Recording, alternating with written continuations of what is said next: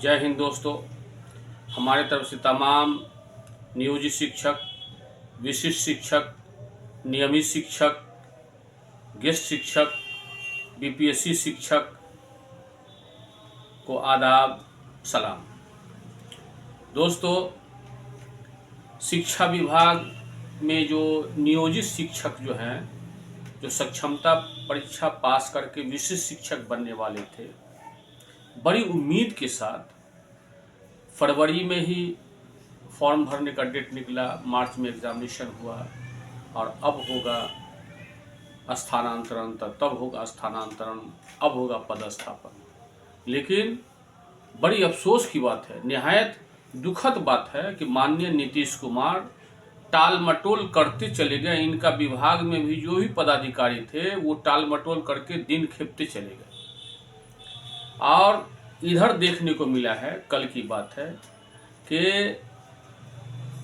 जो आईएएस अफसर थे, निदेशक, माध्यमिक शिक्षा हो या प्राथमिक शिक्षा हो, इसको स्थानांतरण कर दिया गया, नए आईएएस को लाया गया। ये क्या है? बड़ी सोचने वाली बात है। ये अनुभव और गहन अध्ययन करने की बात है कि आईएएस और आईपीएस का ट्रांसफ़र साल में 2 बार होता है, एक जून जुलाई में, दूसरा दिसंबर में। लेकिन सितंबर में स्थानांतरण होना, ऐसा स्थानांतरण, यह एक संकेत देता है। संकेत इसीलिए देता है कि माननीय नीतीश कुमार वो अपने कुर्सी देख रहे हैं। ये मुख्यमंत्री नीतीश कुमार नहीं, बल्कि ये माननीय कुर्सी कुमार है। ये अपना कुर्सी देखते हैं। आप सभी को मालूम होगा कि 2025 में जो इलेक्शन है उसकी तैयारी कर रहे हैं। लेकिन इस तरह से आईएएस का और आईपीएस का अनटाइमली स्थानांतरण करना, इसका संकेत देता है कि बिहार में मध्यावधि चुनाव होगा। माननीय नीतीश जी चाहते हैं कि मध्यावधि चुनाव हो और मैं फिर मुख्यमंत्री बनूं। अगर सेंट्रल भारत के प्रधानमंत्री माननीय श्री नरेंद्र मोदी जी अगर मध्यावधि चुनाव नहीं करवाते हैं तो एक बार फिर माननीय नीतीश जी, जो बिहार के मुख्यमंत्री हैं, वो तेजस्वी प्रसाद यादव से गठबंधन करके फिर सरकार बना के मुख्यमंत्री बनेंगे। ये संकेत है।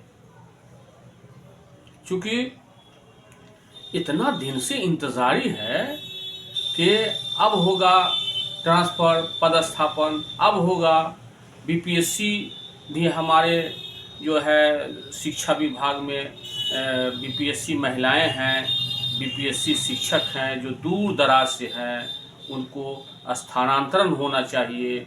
लेकिन माननीय नीतीश जी को ये कान में जूं भी नहीं का अंदाज चल रहा है।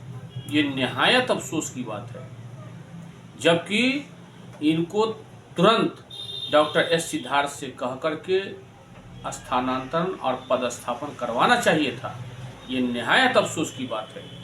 दोस्तों, क्षमता परीक्षा जो उत्तीर्ण हुए हैं, इनको तो सेवा निरंतरता का लाभ देगा नहीं, ये निश्चित तय मानिए।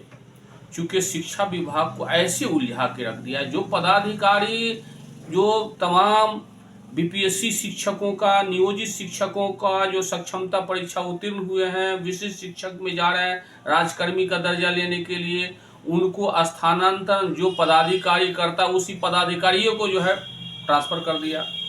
क्यों? कि जब इलेक्शन होगा मध्यावधि चुनाव में तो मेरा कमान कंट्रोलिंग रहे।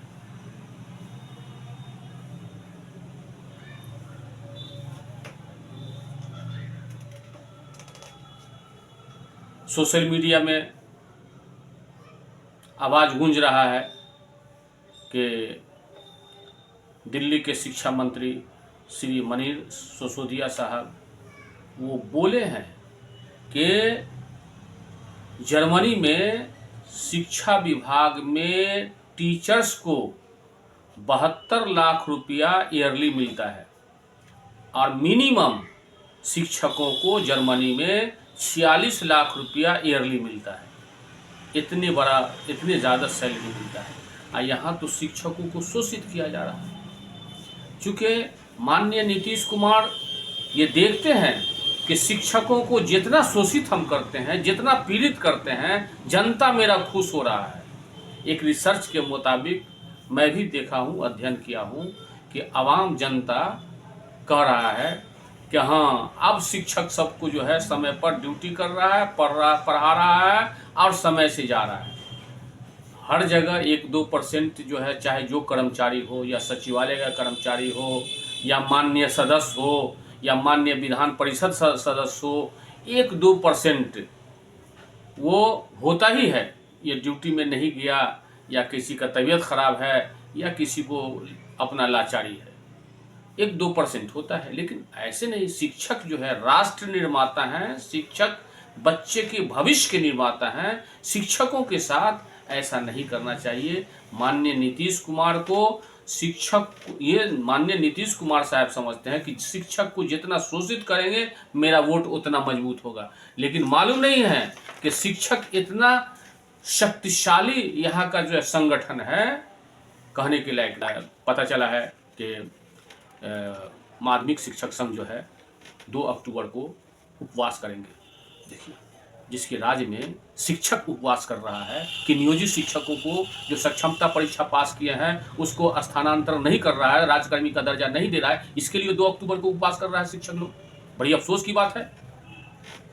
मेरा अपना मानना है, मेरा अपना विश्लेषण है कि अगर माननीय नीतीश कुमार शिक्षकों को ऐसा शोषित करेंगे, पीड़ित करेंगे, तो निश्चित ही ये उनका लास्ट ही इंडिकेट है कि लास्ट ही बार जो है जो कुर्सी पर से उतरेंगे, फिर चढ़ने वाले नहीं है, उनका कोई देखने वाला नहीं होगा। शिक्षक का आशीर्वाद होगा, गुरु जी का आशीर्वाद होगा और शिक्षिकाओं का भी मनोकामना होगा, तो निश्चित ही नीतीश कुमार फिर मुख्यमंत्री की कुर्सी पर आसीन होंगे। और इन्होंने तो खासकर महिलाओं को तो और शोषित कर दिया। 200 किलोमीटर, 300 किलोमीटर इतना आवाज़ उठा, शिक्षकों का बहुत आवाज़ उठा, लेकिन माननीय नीतीश जी कोई सुनवाई करने वाले नहीं। ये तो शिक्षकों को तोड़ दिया, टुकड़े टुकड़े कर दिया। किसी को नियोजित शिक्षक बना दिया, किसी को विशिष्ट शिक्षक बना दिया, किसी को बीपीएससी शिक्षक बनाया, किसी को 34,540 शिक्षक बना दिया, नामे पड़ गया 34,540, और किसी को नियमित शिक्षक बनाया, पार्ट कर दिया। जिस तरह से जाति में पिछड़ा, अति पिछड़ा, ओबीसी, ईबीसी, दलित, महादलित पार्ट किया अपना वोट के लिए, उसी तरह से जो शिक्षकों को भी पार्ट कर दिया, संवर्ग में बांट दिया। हमारे कमेंट में ये भी आए हैं कि लिखा हुआ आया है कि सब शिक्षक एक है। ठीक है, सब शिक्षक एक है, लेकिन मेरे भाई ये शिक्षक को संवर्ग में अलग अलग भाग माने बांट दिया। ये माननीय नीतीश जी ये बहुत बड़ा गलती किए हैं, उनको भुगतना पड़ेगा। और शिक्षक का अंदाज नहीं है। माननीय नीतीश जी को ये सोशल मीडिया के माध्यम से कहना चाहता हूँ कि कई बार जो नियोजित शिक्षक जो आंदोलन किए हैं, सरकार को पीछे हटना पड़ा है। और निश्चित ही देख रहा है नियोजित शिक्षक लोग, आप देख रहा है कि निश्चित ही आंदोलन होने का संभावना है। ये मेरा भविष्यवाणी है, क्योंकि जितना पीड़ित कर दिया, शोषित कर दिया, मानसिक रोग से त्रस्त कर दिया।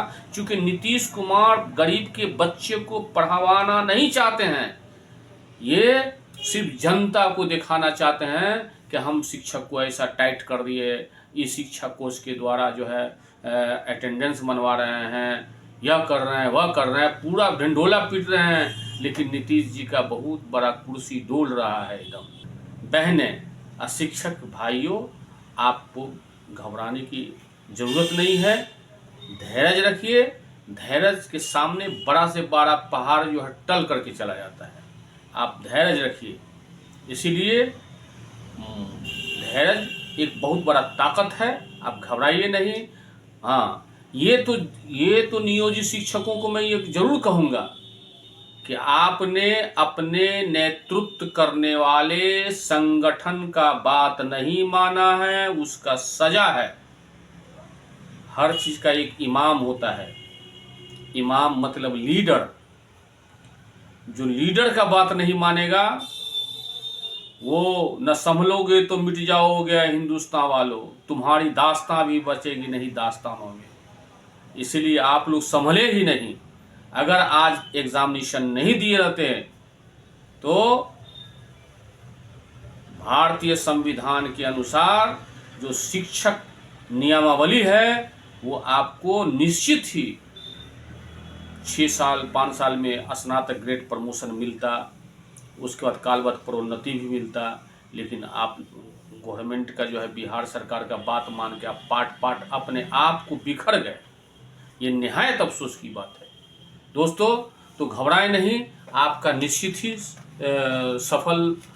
सफलता मिलेगा। और दूसरी बात कि बिहार नियोजित शिक्षकों जो उत्तीर्ण हुए हैं राजकर्मी दर्जा पाने के लिए, वो निश्चित ही आपको जो है कार्ड मिल जाएगा, सर्टिफिकेट मिलेगा। आज न कल आप निश्चित ही आपको फ़ायदा होगा। विशिष्ट शिक्षकों को घबराने की बात नहीं है, सरकार फिर बनेगी, लेट या सेट आपको एरियर भी मिलेगा।